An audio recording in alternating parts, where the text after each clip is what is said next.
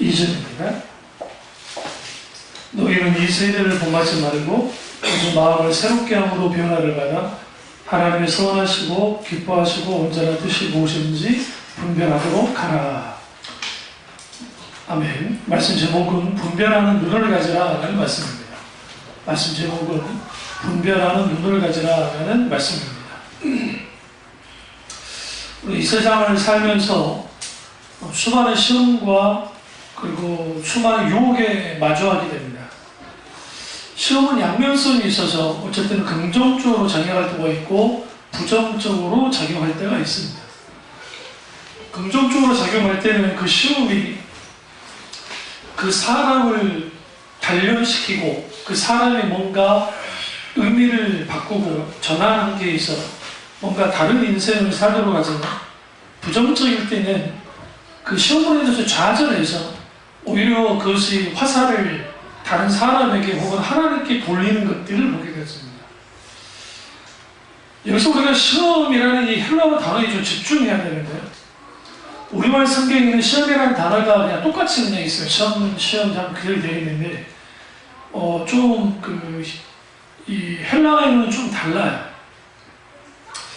첫 번째로, 시험은 헬라어로 도키마조라고 합니다. 신약 성경에 22번 나오는데, 이것은 분별하다, 시험하다, 시험에 합격하다, 시험하여 인증하다 라는 뜻이 있습니다. 그래서 시험하는 행위를 나타낼 때 주로 쓰입니다. 또 다른 하나는 페이라조라는 단어입니다. 신약 성경에 38번 등장하는데, 시험하다, 의도적으로 시험을 보다, 죄를 짓도록 유혹하다, 시험하여 미혹에 빠뜨리다 라는 의미를 갖고 있습니다. 그래서 이 도키마조라고 하는 헬라어는 긍정적인 의미로 사용되고, 페이라조라고 하는 이 단어는 좀 부정적인 의미로 사용됩니다. 예수님이 사탄에게 시험 받으셨다 할 때에는 페이라조, 유혹당하셨다, 좀 부정적인 의미로서 시험을 의미합니다. 그런데 오늘 이 본문의 말씀에서 분별하라고 하는 이 단어가 이제 단순히 그냥 우리가 생각하는 그런 헬라어 단어가 아니고 이 도키마조와 관련된 단어입니다. 이 도키마조라고 하는 이 단어는 말했지만 시험이라는 뜻이라 했잖아요. 그런데 시험이라는 의미도 있지만 또 하나의 의미는 입증하다라는 의미가 있습니다. 진짜라고 증명하다. 그러니까 우리가 분별력을 가져야 되는데, 영적인 분별력을 가지려면 입증할 수 있어야 돼요. 진짜라고 증명할 수 있어야 돼요. 목사님이 여주호 목사님이 기독교 방송 채널에 나오셨는데, 거기 이선미 씨가 이제 사회 보고 하면서 저는 그 장면을 직접 보지는 않았는데 서운가 말하더라고요. 다음 세대에 대한 하나님의 약속, 그리고 여러 가지 이제 이야기를 나눴는데, 여기서 안 맞는 거예요. 다시 말하면 신앙관이 맞지는 않으니까 이쪽에서 이렇게 설명하면, 이렇게 질문하면, 이렇게 답을 하면 그걸 못 알아들어요. 그걸 또 설명을 해줘야 그렇죠. 근데 잘 알지는 못해요. 이선미 씨가 나오는 그 프로그램 중에 이제 하아무개 목사님이 나와서 이제 그 신앙에 대해서 그 개그우먼들과 개그맨이 나와가지고 같이 하는 프로그램이 있어요. 기독교 프로그램 중에. 꼭 성경을 읽어야 되느냐. 그 하아무개 목사님이 성경 없어도 인간은 구원받을 수 있다. 어떻게 할 수 있냐? 신약 성경 봐라. 신약 성경들은 아직 신약 성경에 기록되지 않았지 않느냐. 그러니까 성경이 없어도 구원은 가능하다. 그러니까 어떤 자매 하나가 기독교만 자매 하나, 그러면 성경 안 읽어도 되겠네요. 성경 너무 어려워요. 그게 아니고 막 설명을 해주는 거야. 우리가 성경 알아야 하나님 알 수가 있고, 또 성경 공부를 통해서 말씀을 깨달아야 은혜가 받을 수 있고, 이런 이야기를 하더라고요. 근데 성경 없으면 구원 받나요? 성경에 없어도 구원받을 수 있어요 라고 하고 목사님 말을 거든요. 근데 이분이 아주 그러니까 그 말이 어떤 면에서는 맞는 말인데 어떤 면에서는 아주 이게 뭐라고 하냐면 위험한 말이에요.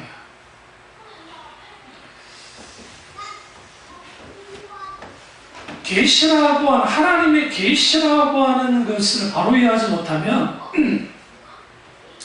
소위 말하는 말씀이 있지 않아도 되지 않냐, 성경 없어도 구원은 일어나, 그건 착각이에요. 우리가 믿음을 드리면서 하면 드리면 그리스도의 말씀으로 말미암느라 할 때 그 말씀이라는 게 성경만을 말하지 않아요. 우리가 문자적으로 그걸 성경으로만 하나님의 말씀을 들을 수 있다라고 가르치면 이게 부차주의에 빠져 있는 거예요.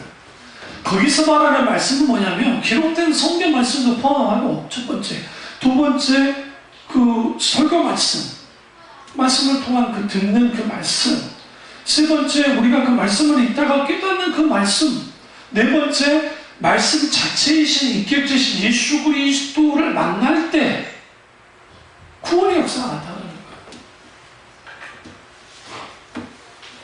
거예요. 영적인 분별력을 갖지 못하면, 거기서 제가 놀랬던 게 뭐냐면 그게 오늘날 한국교회 교회들의 현주소인데 성경을 열심히 연구하고 공부해서 그것을 통해서 뭘 하느냐, 성경 지식을 알게 되고 깨닫게 되고, 그럼 거기서 깨달음도 있고 은혜도 받고 뭔가 내가 그리고 그 말씀대로 내가 살아가려고 노력하다 보면 그 속에서 하나님 은혜를 받게 되어지니까 그렇게 신앙생활을 하는 것이다. 맞는 말이에요. 틀린 말은 아니에요. 근데 여기서 결정적으로 빠져야 되는 게 뭐냐면 말씀 가운데에서 인격적인 하나님을 만나지 못하면 다 끝장이에요. 그러니까 성경 공부를 연예인들이 열심히 해요. 하사모라든지 하나님을 사랑하는 따뜻한 사람들의 모임인가 뭔가 연예인들이 성경 공부를 열심히 해요. 근데 왜 가치관과 세계관이 변하지 않아요?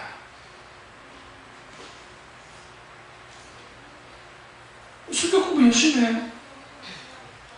성경 아니고 어떤 개구먼 하나는 성경을 원전으로 읽는다고 히브리어 공부합니다.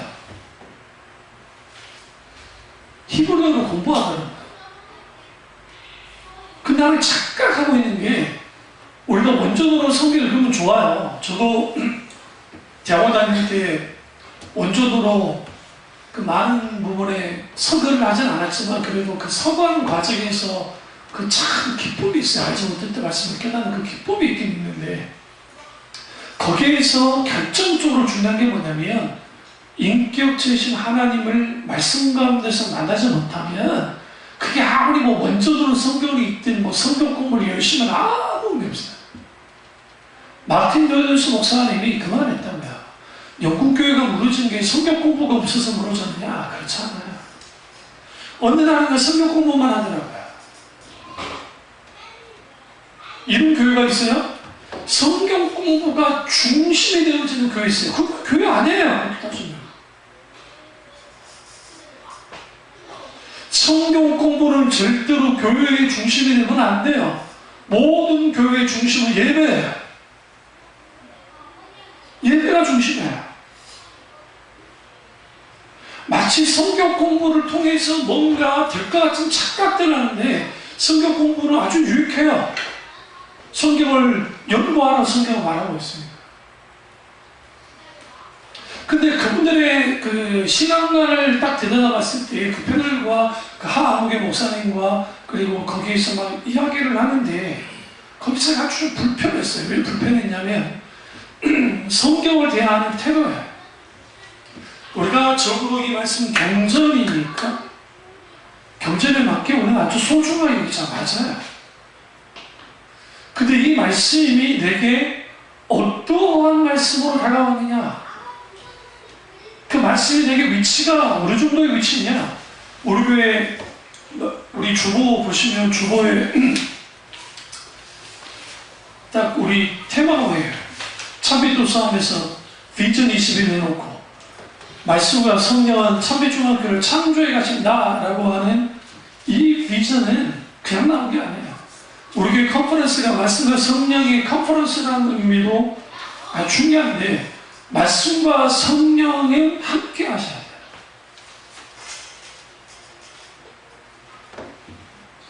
우리 권사님 세대 분들 중에 연세가 있는 분들, 성경 배고 주무신 분들 꽤 많거든요. 성경 왜 배고자 하는지 아세요? 성경이라도 배고자 해야 거기 있는 게 다 들어온대. 응? 여러분 성경 쓰레기통에 버리면 돼야 안 돼요? 원래 어렸을 때 배운 게 성경은 그렇게 버리면 안 된다고 배웠어요. 저는 어렸을 때 성경 다 본 거 버리지 않고 불러 태웠어요. 요즘 불러 태우면 무슨 일을 벌어져요? 벌금 내야 돼요. 시골이 아닌 이상 1년에 다 불태웠다가 큰일 나죠. 자기 집에 갈지라도. 여러분 다 모아보세요. 그리고 여러분 돌아가실 때 같이 화장하셔야 돼요. 화장해서 안 받아준단 말이에요.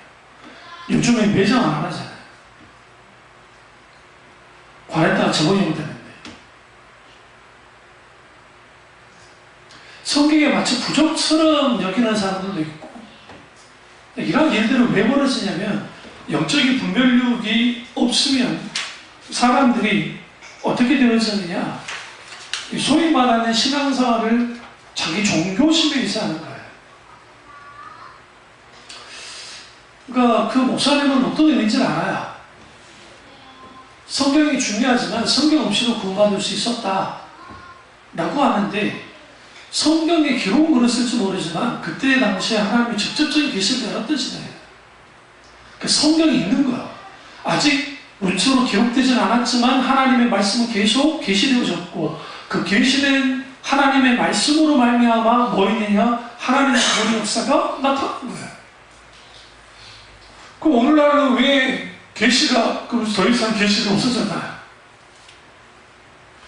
여기 앞에 안상호교는 자기가 계시 받았다고 하고, 신천지 이만희가 자기가 계시 받았다고,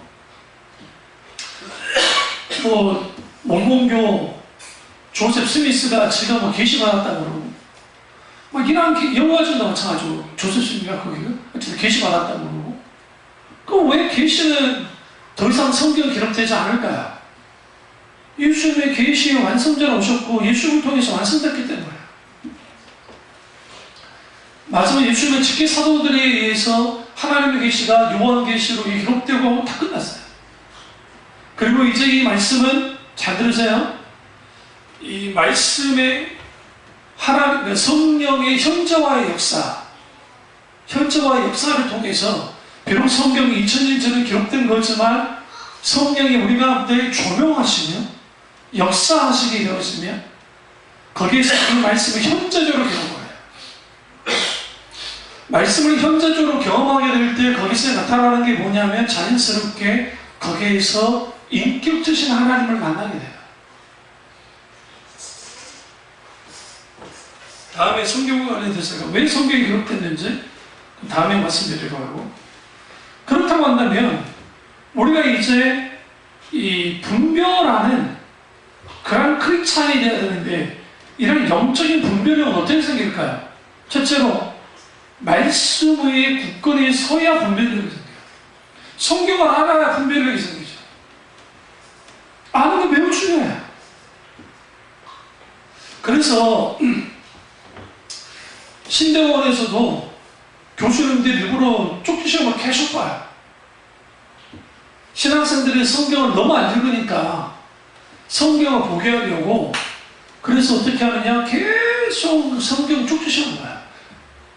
그래서 중간고사, 기말고사 두 개에서 뭐 아무리 잘해도 뭐 60점, 그리고 성경 시험에서 20점, 그 다음에 20점은 이제 태도라든지, 그 다음에 디스커션, 토론을 얼마나 잘했고 발표를 잘했고 하는 것, 그걸로 이제 그렇게 하는 경우가 있는데, 그 중에 상당 부분 뭐로 잡냐면 성경 시험이에요. 왜 성경 시험을 보느냐? 아주 세밀하게 읽지 않으면 안 될 만큼의 문제입니다. 그 교수님도 아주 대단한 열정이야. 어떻게든 너희들 성경 안 읽는 꼴을 못 보겠다고 성경을 읽게 만든다. 그리고 쭉 읽는데 아주 나올 것 같지 않는 단어 그런 걸로 시험을 봐야지고 아주 미끄러지게 만든다. 그러니까 마치 우리가 생각하면 막 우리를 골타고 있는 거죠. 근데 이유는 뭐였냐면 성경을 너무 가볍게 읽지 말라는 거예요. 그리고 읽기만 하지 말고 좀 더 이 말씀을 깊이 읽는 훈련을 해라는 겁니다. 학점을 위해서라도 그렇게 열심히 이제 성경을 읽는 거죠. 시험 보기 위해서. 그렇게라도 하면 적어도 성경을 보는 눈이 어느 정도 열리는데 문제는 뭐냐면 하나님의 말씀을 너무 모른다는 거예요. 성경. 그러니까 구약 창세기부터 계시록까지 전체적인 스토리를 몰라요. 여러분이 지금 성경은 창세부터 계시록까지 지금 머릿속에 흐름이 그려지지 않으면 여러분 지금 뭐하고 있냐면 아주 성경에 무지한 사람들.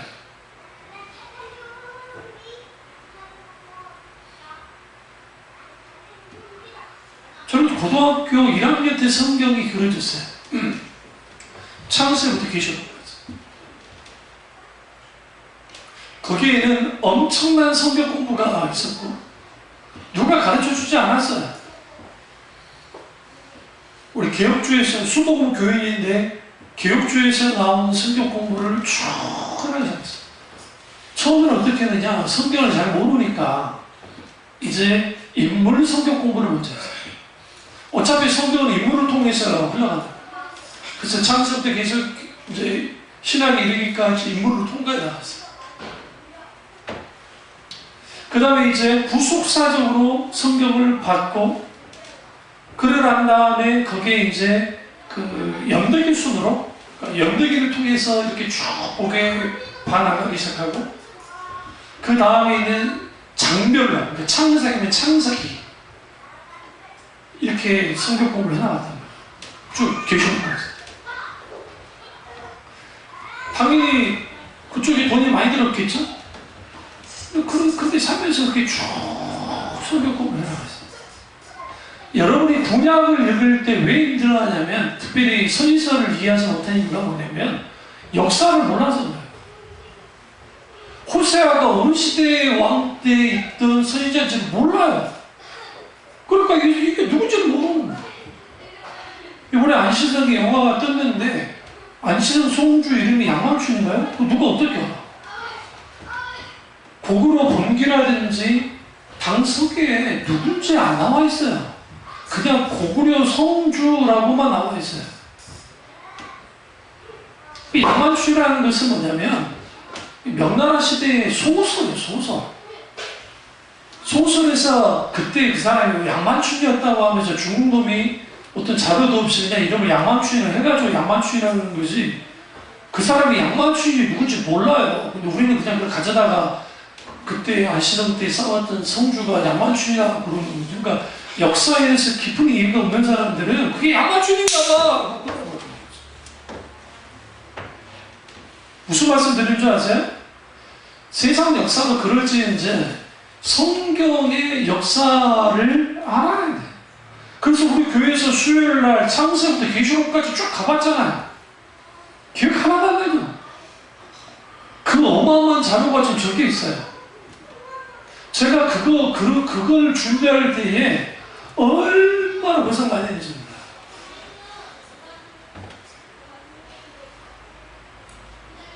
정말. 계시록 준비할 때는 말할 것도 없고요. 그럼 왜 그렇게 준비하면서 그렇게 했느냐? 창세기부터 계시록까지의 흐름들이 보여요. 크게. 일단. 그게 가능하려면 일단 여러분 묻지도 말고 따지지 말고 창세기부터 계시록까지 그냥 읽으셔야 돼요. 일단. 다독하셔야 돼요. 무조건 많이 읽으셔야 돼요. 계속 읽으셔야 돼요. 계속 읽고 있다 보면 어느 시점에 흐름이 와요. 흐름이 와요. 그건 당연한 거예요. 그리고 목사님이 이제 가르칠 때 이걸 어떻게 볼 수 있냐면 구속사로 보면 예수님 십자가의 구속사를 쭉 성경을 볼 수 있고, 언약, 하나님의 언약의 관점에서 보면 쭉 언약의 관점으로 번화할 수 있고, 또 하나님의 나라의 관점, 아니면 이제 시대순으로, 연대기 순으로 성경을 쭉 훑어갈 수 있고, 그 다음에 뭐 그 외에도 어떤 여러 관점으로 성경을 귀납적인 해석 방법을 통해서 쭉 해나갈 수 있고, 연역적으로도 성경을 읽어나갈 수 있고, 기타는 성경을 이렇게 쭉 보다 보면 성경의 기본이 있잖아요. 첫 번째는. 두 번째는 성경을 자세히 읽어야 돼요. 베레아 교인들이 이 말씀이 그랑과 상고했다라는 표현을 썼잖아요. 상고라는 말은 무슨 말이냐면 티를 잡아내듯이 잡아내듯이. 우리는 그렇게 성경을 읽지 않아요. 너무 쉽게 읽는다. 일단은 성경이 어려운 이유는 뭐냐면 성경 자체가 어렵기 때문이 아니고 이건 문화적 개입 때문에 그래요. 어떤 문화적 개입이냐면 우리는 동양 사람이잖아요. 우리는 아시아 사람이잖아요. 근데 지금 메소포타미아 문명 가운데 있는 이스라엘이 결국은 어디를 안 벗어나요. 이집트 문명과 메소포타미아 문명 안에서 성경이 기록됐잖아요. 좀 더 확대하면 이제 신약으로 가면 헬라 문명까지, 헬레니즘까지, 그 다음에 로마 문명까지. 그럼 우리는 그게 아주 생소해요. 우리에게 있어서는. 그 성경을 읽을 때 우리는 어떻게 했냐면 우리식으로 읽는 거예요. 그래서 예수는 웃지 못할 게 있는데 예수께서 가이사라 빌립보에서 인자가 누구냐라고 하셨을 때, 이때가 이제 언제냐면 일제시대 때 이제 목사님들이 학력이 낮으시니까 부강사 그랬다는 거예요. 예수님께서 개새끼 사러 빌립보에 가셨는데, 개를 사러 가셨나, 개 사러 가셨는데, 거기서 내가 누구냐 했다. 근데 가이사라가 뭐냐면, 그 북한 쪽의 그 방언 중에 가이사가 이게 뭐냐면 개라는 뜻이 개. 사투리 방언이 가이예요, 가이사. 그게 개사라는 거예요. 예수님의 개사로 빌립보에 가셨다. 근데 가이사라가 뭐야, 가이사라? 시저. 로마 황제 명칭이야. 그러니까 빌립보라는 분봉왕이 가이사라라고 하는 도시를 만드는데 그 도시 이름이 어떻게 시저 왕의 이름이 붙어 있어요. 그게 가이사랴 빌립보예요. 그러니까 임명, 지명, 그 다음에 기타 등등 그 역사를 다 알아야 성경을 읽을 수 있어요. 부단히 공부를 해야 되겠죠. 그 저희 어머니가 선지수를 가가지고 어머 어떻게 세상에 여기 베델도 있고 막 지나다 보면 거기 막 나사렛이 있고 베들레헴이 있고 뭐 막 있으니까 오메 스님 지금까지 성경이 지명이 남아있네. 속지 마세요. 그 지명 1900년 동안 누구 거였어요? 팔레스타인 사람들 거였죠? 그러잖아요. AD 160년경에 135년인가 160년경에 로마 다시 한번 제2차 유대 반란이 나면서 그 로마의 황제가 유대인들을 다 없애버린 거잖아요. 다 쫓아내버려요. 그 다음에 이민족이 와서 그걸 차지했다고. 당연히 그 지역의 명칭이 상당수가 바뀌었죠. 아랍 명칭으로 다 바뀐 거야. 그것을 벤구리온에 통해서 이제 그 유대 교양 운동이 나면서 시모니즘 운동이 나면서 완전히 이스라엘을 장악하잖아요. 그때 되면 성경인의 지명을 다 돌려놓은 거예요. 그래서 성경 지명이 똑같은 거예요. 뭔지 아시죠? 성지순례 가가지고 무식한 말하지 말고 어머 몇천 년 동안 세상에 성경 지명이 남아있어. 그러면 안 된다고요. 내가 데려가서 물어볼 거예요. 여러분 데려가가지고 여기 성경 지명이 2000년 이상 5000년 동안 남아있죠? 아멘 할렐루야. 그러면 그때는 이제 한번 두고 보세요. 저기 사인에 빠뜨려 볼 테니까. 사인을 빠뜨려도 절대로 마시면 죽지만 익사는 없어요. 그게 둥둥둥이 그 사람. 그럼 당연히 그 시대의 문화적 풍속, 그 다음에 여러 가지 것을 알아야 돼요. 그래서 성경을 좀 깊이 이해할 수 있어요. 얼마나 제가 안성호 목사가 착한지 그것과 관련된 책이 되게 많아요. 성경시대의 풍소, 성경시대의 그러한 것들이 저기 다 있어요. 열린다 성경은 이제 그 류모세 선교사가 잘 써놨어요. 필요하시면 제가 빌려드릴 수도 있어요. 그러한 것들. 저 같은 경우에는 그 전공 자체가 역사신학이기 때문에 역사신학을 했기 때문에 고고학이랑 관심도 많았고, 그래서 고고학 공부도 했었고, 그 다음에 역사 공부를 많이 했기 때문에 아무래도 성경을 읽을 때 저는 아주 유리할 수밖에 없어요. 아주 필요 없는 역사라고 하는, 그러니까 우리가 생각하면 저는 아랍사를 읽었고요. 저와 관계없는 미국사를 읽었고요. 미국사. 저 관계 없잖아요, 솔직히. 미국사 나는 뭔 상관이 있어요. 그 외에도 뭐 여러 역사, 심지어는 일본 역사도 읽었고, 가무천하부터 시작해서 막 내려가는 일본 그 서기 보면서 아주 정말 이런 말하면서 그렇지만 수준 떨어집니다. 일본 역사 기록은 아주 수준 떨어지고요. 이집트 역사 같은 경우에도 여러분 속전하세요. 사관들은 자기들의 그러니까 유리한 쪽으로 다 기록을 해요.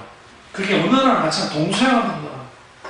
뭐 우리나라 막 사가들이 막 엄청나게 잘 기록했다잖아요. 막 몽골 왕에게 목숨을 내놓고 막 기록했다고 하는데, 사실 여러분 그렇긴 했었어요. 그렇긴 했는데 거기는 뭐가 지배하냐면 그 조선이라고 하는 이데올로기 안에서 이렇게 기록하는 거예요. 그러니까 모든 역사는 자기들을 유리하게 다 기록할 수밖에 없어요. 그러면 우리가 성경을 읽을 때에 그 모세라는 인물, 그 실존 인물이냐라는 그 논쟁이 있을 때가 있었는데, 왜 그러냐면 성경에는 모세라가 나오는데 그 모세라는 인물이 그 정도로 엄청나게 이집트에게 영향을 끼쳤으면 모세라는 이름이 나와야 될 텐데 안 나오는 거잖아요. 그럼 놔두더라도 토토 모세라는 게 있으니까. 그런데 이제 그걸 그렇다 치고 또 하나는 뭐냐면 요셉이라는 인물이 나오잖아요. 총리까지. 요셉이 이집트의 총리였잖아요. 그럼 이집트 역사에 남아있어야 되죠. 근데 안 나와 있는 거예요. 그 이유가 있어요. 그거는 힉소스족이라고 하는 그러니까 이 사람들 셈족인데, 그들이 사막을 건너와서 이집트를 정복해버려요. 이집트는 사막을 누구도 건너올 수 없다고 생각했는데 딱 두 민족이 건너왔는데, 하나는 아말렉이 건너왔고 또 하나는 히소스족이 건너왔는데, 히소스족이 건너와서 그 왕조를 무너뜨리고 자기들이 나라를 먹어버려요. 그때 누가 내려가느냐? 같은 유목민족이었던 요셉이 그래서 총리가 될 수 있던 거예요. 그런 상황에 있다가 이제 이집트 원세력들이 세력을 회복하면서 왕조를 이렇게 엎고 멸망을 시켜요. 쫓아내버려요. 당연히 여러분한테 뭐부터 하겠어요? 파괴하는 거예요. 이게 아주 가슴 아픈 역사이기 때문에. 그래서 힉소스족과 관련된 역사가 파괴되고 없어진 거예요. 봅시다. 그러면 모세 친엄마 말고 양엄마가 누구예요? 공주죠. 이집트 공주잖아요. 그러면 그 공주였기 때문에 적어도 모세의 신분은 왕자의 신분까지 갈 수 있는 사람이었어요. 그러면 이집트 역사에 남아있어야 되잖아요. 근데 그 이유가 있어요. 모세의 엄마라고 할 수가, 양엄마라고 할 수 있는데, 이집트 유일한 여자 파라오가 나와요. 하셉수트라는 누군가 있는데, 여자 황제가 있었어요. 그러니까 구집하는 파라오가. 그게 많은 학자들이 모세 엄마를 떠나봐요.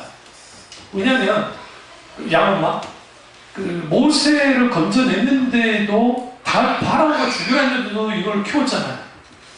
그러면 자기 아빠 파라오가 아주 사랑하는 딸이었기 때문에 그걸 놔뒀을 수도 있고, 또 하나는 이 여자 자체가 아주 정체력이 있던 여자였고, 실제로 그 여자 그 여자 파라오가 실제로 뭐 하느냐, 이거 완전 없고 자기가 권력을 잡아요. 파라오로서. 이후에 다시 반란이 나서 이 여자가 죽어난 다음에 다시 일어나서 다 없애버려요. 다 깨버려요. 그래서 모세의 기록이 나올 수가 없어요. 근데 놀라운 것은 이집트에서 요셉과 관련된 문서들이 나왔어요. 이름과 관련해서. 그래서 이스라엘 사람들이 이집트에 있었다는 것이 이제 결론이 되는 거죠.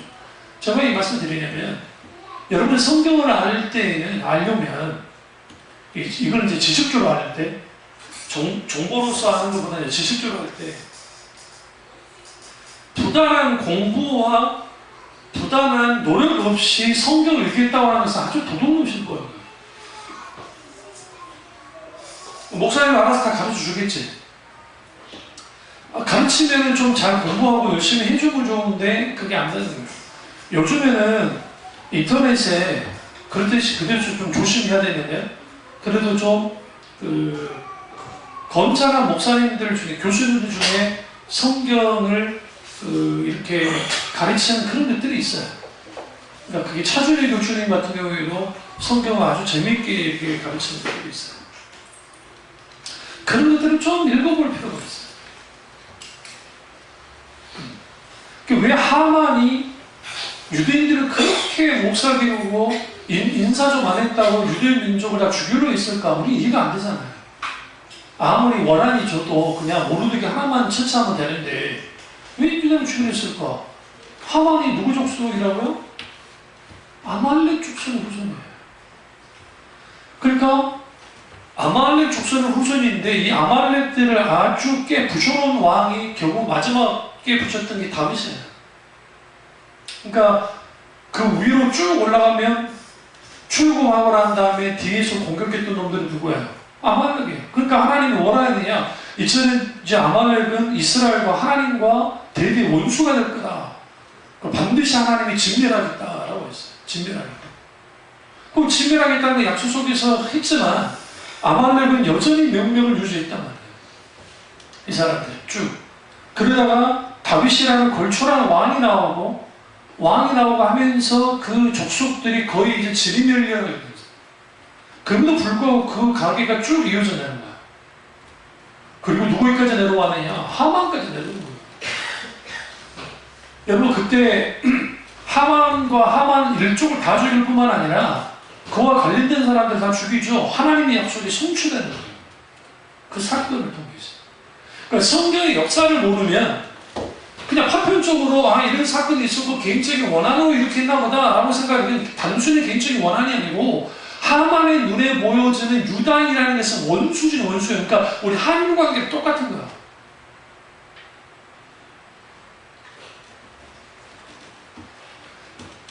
그 예수님이 어떤 가난한 여인의 예수님께로 나와가지고 예수님 내 딸을 좀 고쳐주십시오. 누구도 고칠 수 없습니다. 그러니까 갑자기 예수님이 이렇게 말해요. 우리 사랑하는 예수님이 개새끼한테 빵 조각 던지는 것이 마땅하냐다라고 주님이 그랬어요. 그러니까 옆에 있는 제자들이 브라보 우리 예수님 브라보 진짜 통쾌했단 말이에요. 왜 그러느냐? 유대인들은 잘 들으세요. 지금의 정통파 유대 나오죠. 성지순례 갔을 때 우리가 동예루살렘 유대인중으로 딱 들어가면 그 유대인중 딱 들어가면 얼마 되지도 않아. 1km 정도밖에 안 돼요. 근데 그 들어가면 우리를 보는 눈초리가 아주 경멸하게 쳐다봅니다. 예를 들어 자기는 선택받은 민족이기 때문에 우리 다 이방이죠. 다 이거는 사탄 새끼고 아주 쓸모없는 인간들. 막 대놓고 우리한테 하지 않을 뿐이지 그걸 갖고 있다. 그래서 역사상 가장 악랄한 인종 차별이 누가 있냐? 유대인들이 있어요. 나치가 있다고 하는데 물론 나치가 있죠. 그러나 그럼에도 불구하고 가장 악랄한 인종에 대한 차별은 유대인들이에요. 왜냐하면 유대인들은 자기들만 구원받았다는 거예요. 90다지. 그럼 예수님의 행동이 그 유대인들, 바리새인과 똑같은 행동을 하는 것처럼 보여요. 실제로 그렇게 하셨어요. 일부러. 이 여자를 시험하기 위해서. 그래서 개에게 먹고 안 준다. 실제로 그래요. 이스라엘 사람들은 개를 키울 줄 알아요. 돌아다니는 개들은 들개일 뿐이지. 아니. 왜? 개는 부정한 동물이기 때문에. 그러니까 부정한 동물이기 때문에 키우지 않는데, 이 여자가 가나안 여자였어요. 이 여자는 헬라인이잖아요. 이 여자는 이렇게 반응합니다. 예수님께. 예수님이 맞아요. 저 개예요, 개. 전 개인데 그래도 식탁에서 주인이 애들 밥 먹다가 떨어지는 거 그거 받아다라도 먹잖아요. 고쳐주세요. 예수님이 화들짝 놀라시면서 내가 이스라엘에 이만한 믿음을 먼저 주세요. 여기서 이제 우리는 여기서 완전 조심해야 되는 게 뭐냐면 예수님이 말하는 개와 이 여자가 말하는 개가 달라요. 우리는 그냥 성경을 그냥 그렇게 보니까 그러는데 예수님이 말한 개는 말 그대로 돌아다니는 똥개예요. 똥개, 들개. 응? 얘는 들개 같은 똥개가 얼마나 치욕스럽겠어요. 여자가 나는 똥개인데 근데 예수님 잘 봐주세요. 저는 애완개요라고 하면서 헬라어 단어가 애완개라고 저는 애완견입니다. 예수님이 이 여자가 그 여자에 비친 예수 유대인이니까 유대인은 걔 안 키운 거 알면서 의도적으로 그랬어요. 근데 예수 그거 아세요? 우리는요 개를 키워요. 개를 아주 어릴 때부터 키웠거든요. 개를 키우는데 저는 애완견인데요. 좋아요 좀 먹게요. 이 성경을 그냥 읽어버리면 그러니까 성경을 그냥 읽어버리면 어떻게 될 수 있냐면 예수님이 개라고 했는데 이 여자가 그 개라는 것에 대해서도 잘 이겨내서 했다라는 의미로만 갈 수 있어요. 그러나 이 여자는 예수님이 그 말하는 것을 아주 지혜롭게 된 거예요. 그래서 내가 애완견이라는 표현 속에서 뭐냐, 나는 예수님을 나의 주인으로 생각하고 있어요. 나는 그렇게 믿고 있어요. 예수님 나의 주인이시잖아요.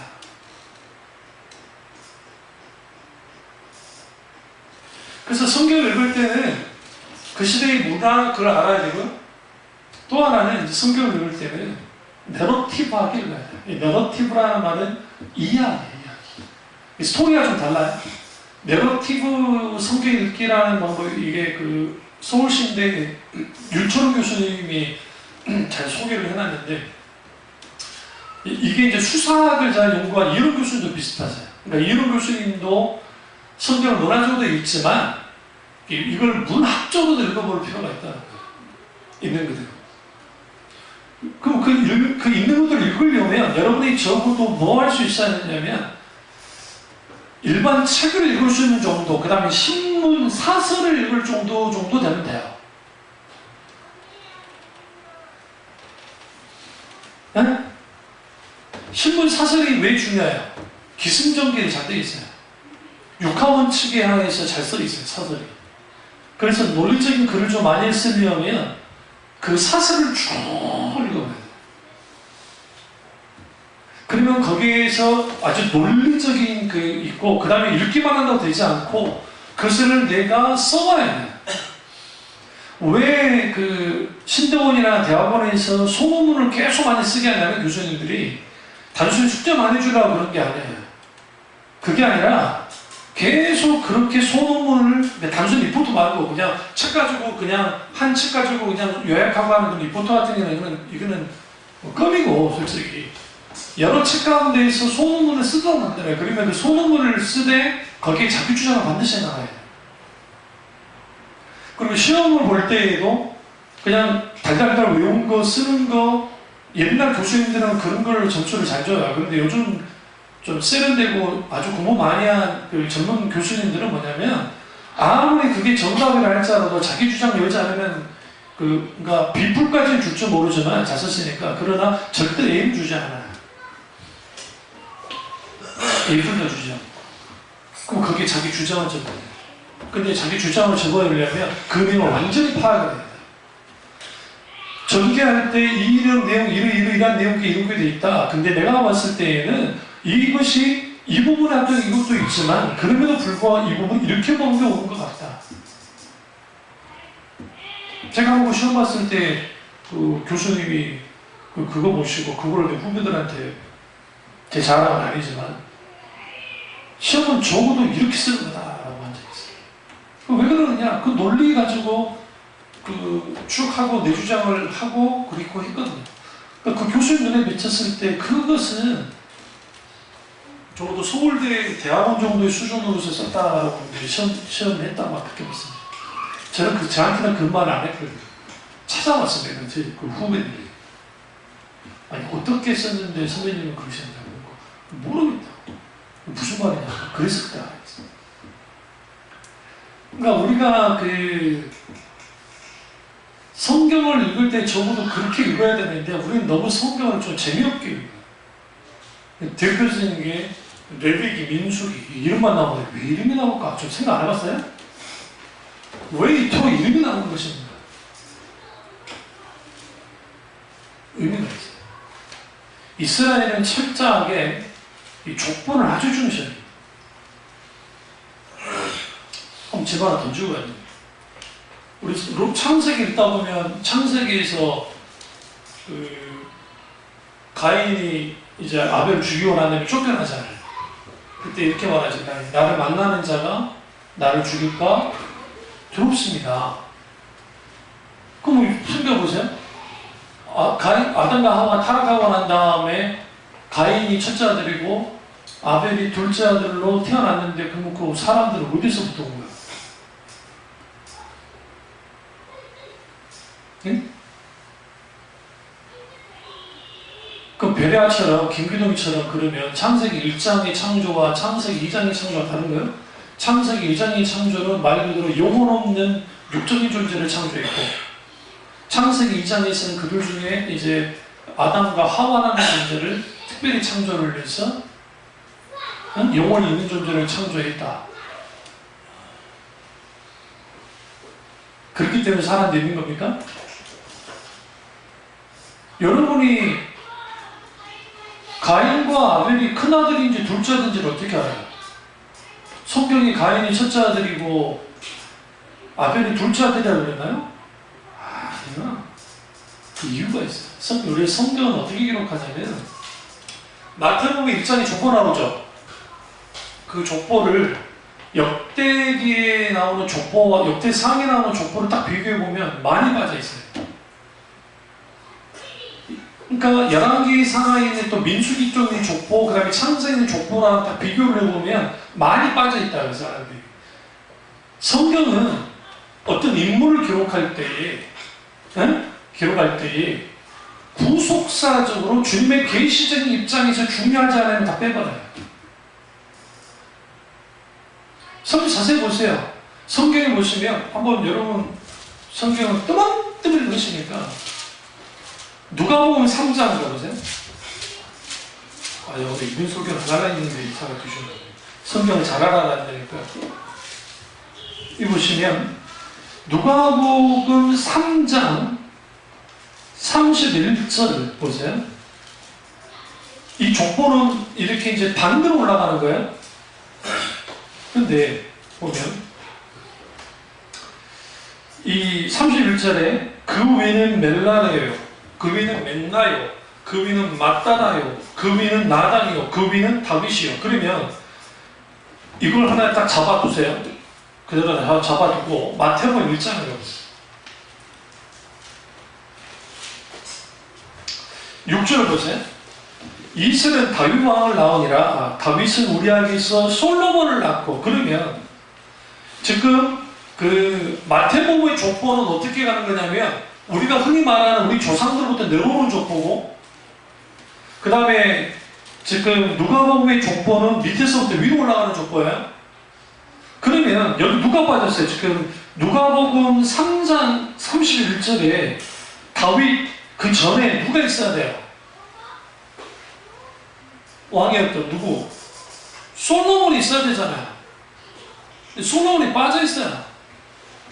이 둘 다 유다 족보예요. 마리아도 유다인이기 때문에 유다 족보라고요. 요셉도 유다인이니까 유다 족보예요. 그러면 마리아 족보가 이 누가복음 3장에 있는 이 족보는 마리아와 관련되어 있어요.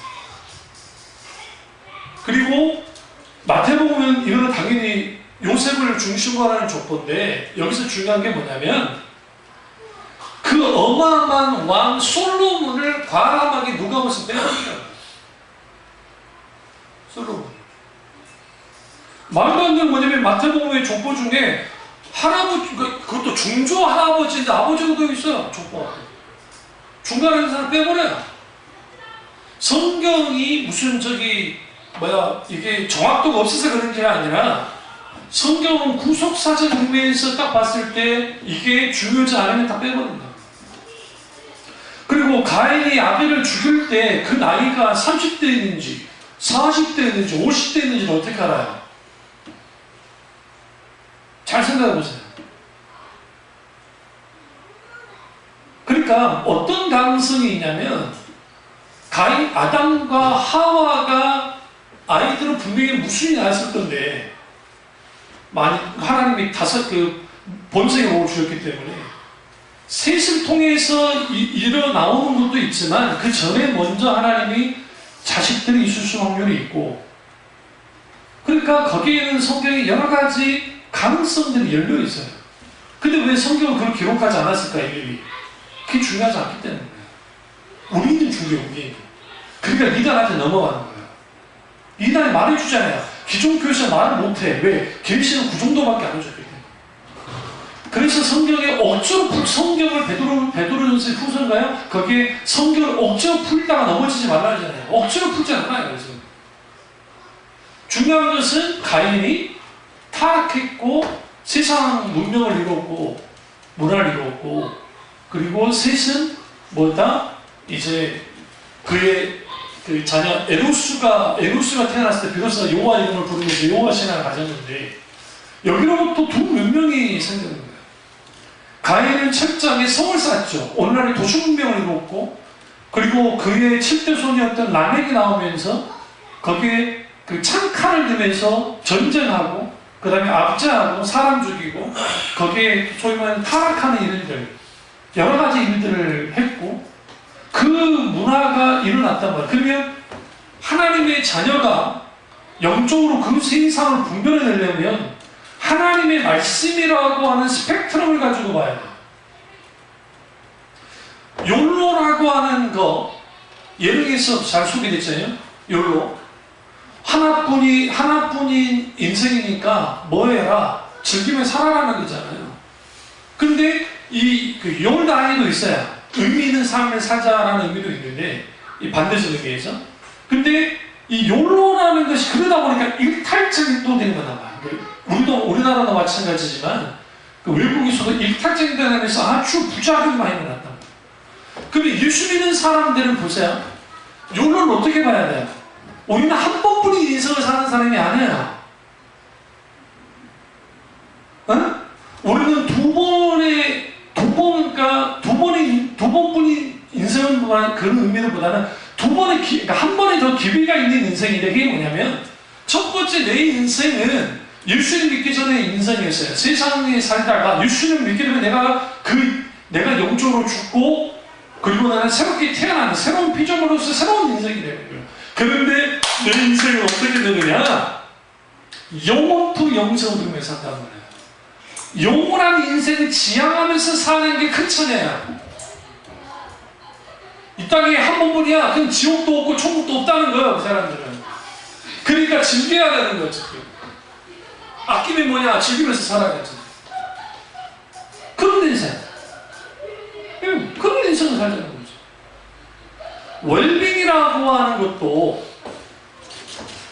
그 자체가 나쁘다는 게 아니라니까요. 그러니까 그 자체는 가치중립적인 거예요.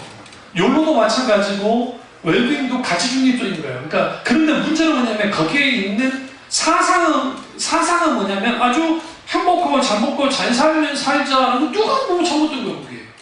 그런데 뭘 여기에서 이들이 망각을 했냐면 원단이에요. 원단. 잘 죽는 것과 잘 사는 것이 균형을 맞춰줘야 돼요. 욜로가 있으면 욜도도 있어야 돼요. 욜도는 하나뿐인 인생, 근데 결국 죽는다는 거예요.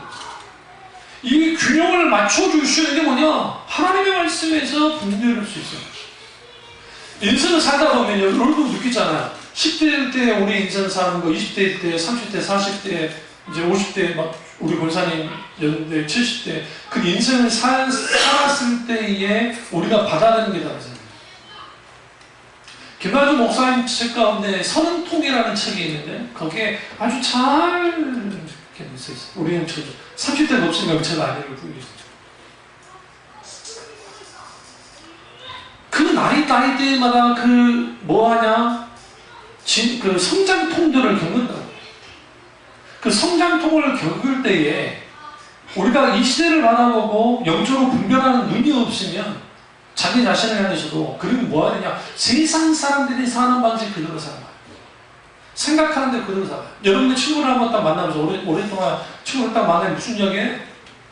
애들이 있으면 애들 이야기, 뭐, 예를 들어 뭐, 이제 학원이 어쩌고 그런 이야기, 뭐 그런 이야기.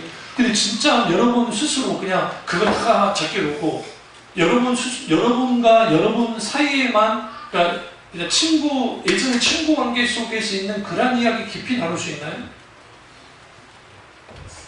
그런 거 별로 없죠?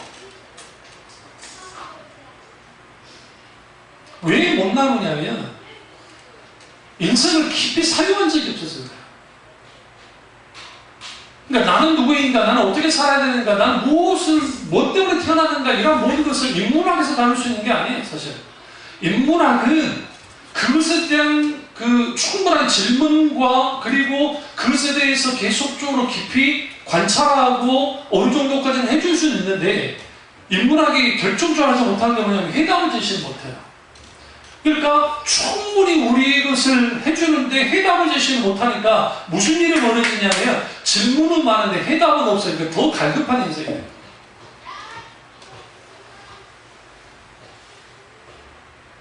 그러니까 그 시대가 이끄는 대로 가요. 근데 문제는 예수 믿는다고 하는 사람들도 똑같이 따라요.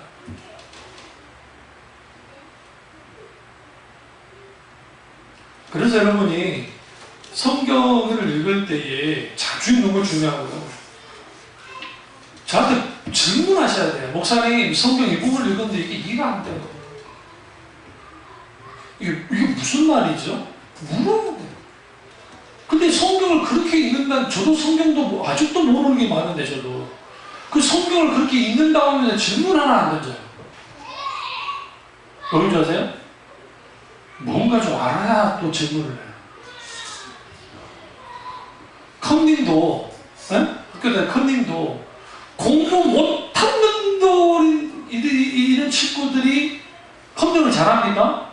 눈동자를 내가 그래도 컨닝도 여기 좀 써놓은 거 지가 막 책상에 있다 그렇게 써놨는데 지가 썼는데도 몰라. 네, 이게 뭔지 적당히 좀 알아야 그래도 이게 어떤 건지를 아는 거예요. 그래서 우리가 필요한 게 목사에게 책을 많이 던지세요. 그래야 목사님 저도 공부해요.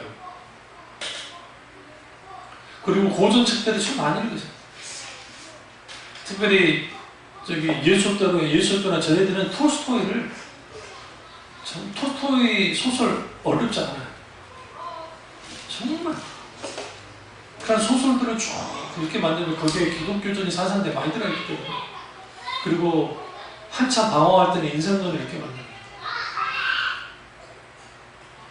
그러면 물론 성경을 읽어야죠. 그럼 적어도 분별해서, 그래서 우리가 하나님의 말씀에 온전히 정말 정통하지 않으면 분별력이 없어요. 왜? 모든 분별은 성경으로 분별할 수 없기 때문에. 시간이 많이 덥기 때문에 다음 주에 이어서 기도하도록 하겠습니다. 기도하겠습니다. 그러실 때 우리에게 영적인 분별력을 부여하고 말씀